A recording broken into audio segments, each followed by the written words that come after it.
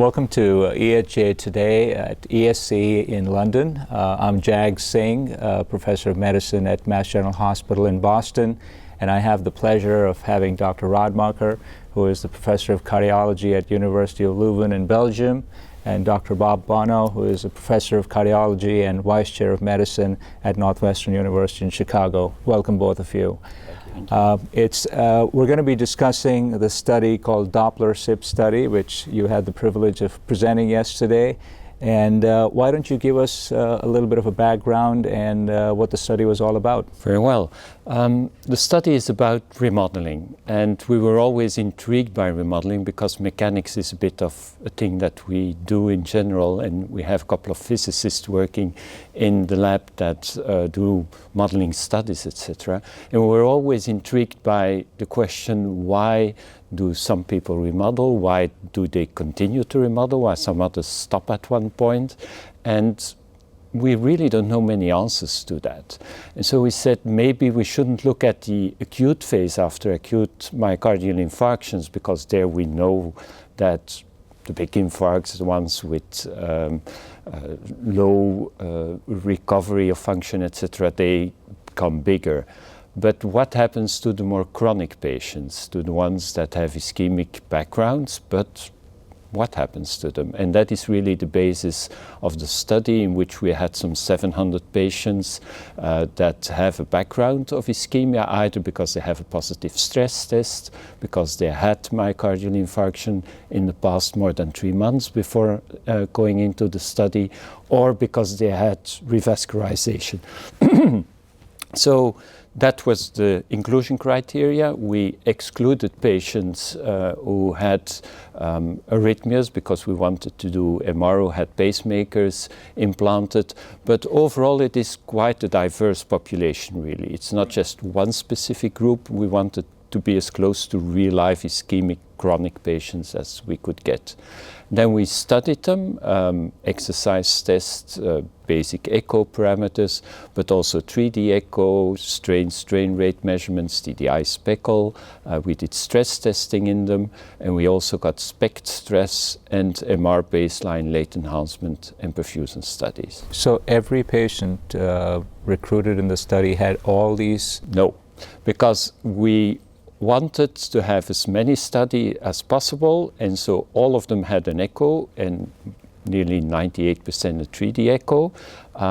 All of them had an exercise test, most of them with oxygen consumption, but about 30% had all 3 studies done, and most of them had 2 stress studies, either a SPECT and an MR, or an echo stress and an MR, so various combinations. Gotcha. But the eventual strategy for assessing remodeling was the echocardiogram or the MRI, or a combination of the two? We set out thinking we will use echo to do that. But when we came at the 2-year follow-up point, where all of the participants got a second echo, we also asked the different recruiting centers to do as many MRs as possible. We didn't do any SPECT follow-up studies, but we did a lot of MRs. And when we looked at how to define remodeling, when you look at literature, it's really not that clear. There's a lot of people who just say they become bigger, or their function goes worse, or it's a 10% cutoff, a 15% cutoff in ejection fraction and diastolic volume. So we came across the problem, what to use really. And we did, at that point, we said we need to do a retest to define the accuracy and reproducibility of our various techniques. And so we had, for all of the techniques that we were using for the remodeling, so echo, 3D echo, and MR, we did a retest. And we looked at the intercorrelation coefficients, and we defined 2 standard deviations cutoffs. So that really was already one result of the study, that maybe as expected, MR came out best, 3D echo followed, MO was actually third, and the 2-dimensional 2 and 4-chamber views came out last. So that's great that you had a whole modality of non-invasive parameters to assess, so you can always correlate and check one versus the other. So what exactly did you find? When we looked at the results, the stats were quite difficult in the sense that there were a lot of missing values, if you want, because not all of the participants got all of the modalities. Sure. We also had quite a lot of clinical parameters, of course, and so we grouped the parameters in a number of groups. Clinical parameters, overall function, regional function, loading, perfusion. We did a principal component analysis to see which parameters within each of these groups were contributing to the effect, and then we compared the different groups. And what came out as best predicting remodeling was, maybe non-expected, was morphology. And actually the parameter that came out was end-diastolic volume. Now when the statistician came back with that result, we said, well, that's maybe not too exciting. End-diastolic volume is best predicting the change in end-diastolic volume. Right. So what? But when we looked at the actual result, what that came out is not what we expected, that maybe the larger ventricles were the ones that further evolved and even became more enlarged. It were the smaller ventricles who had the larger probability of remodeling and becoming bigger. That doesn't mean that the big ones don't evolve a little bit further, but the probability there was around 20%. While the probability in the smaller ventricles, the actually normally sized ventricles, was around 40%, so double. So that's really interesting. So a smaller ventricle predicts remodeling or adverse remodeling over time as compared to a larger ventricle, though you can have it in a larger ventricle too. The thing is, and the question we were asking ourselves, and you said it yourself, is it adverse remodeling? Because the small ventricles also had a higher LV mass. So they were small EDV, high LV mass, so low wall stress. So one of the hypotheses, and we need to follow on this, is maybe these ventricles are too lowly stressed. Interesting. And so they remodel to increase their wall stress and to actually be at a better point on the starting curve. That's very provocative. Professor Bonow, comments, thoughts about the study and the results? Well, thanks, Jack. I have had a chance to think this over as a discussant of this hotline study, and Frank and I have talked about this afterwards offline. It's a very rich database. We're going to learn a lot when we have more analyses of these data. And as Frank will attest, this is just the first cut of an important look at a large amount of data. Some of my thoughts are about the patients themselves, because it's not a uniform group, as Frank indicated. It includes patients who had a prior MI, and although none had a prior MI within 3 months of entry, there could be late remodeling that occurs after a myocardial infarction. It's not always complete at 3 months. Some patients had a revascularization before, that could have an effect.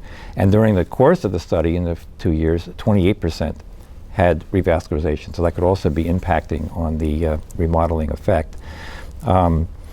Some patients may have had mitral regurgitation. Patients with severe MR were excluded, but patients with mild to moderate were included. And when you have LV dysfunction with coronary disease, even a small amount of MR could be deleterious in terms of further remodeling and also clinical events.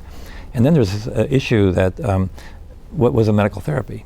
Perhaps the patients with the bigger ventricles who had less likelihood of remodeling were the patients receiving ACE inhibitors and beta blockers, and the patients with the smaller ventricles were not, and maybe that's why they tend to remodel, which would be important to know because maybe those patients should be on the same drugs.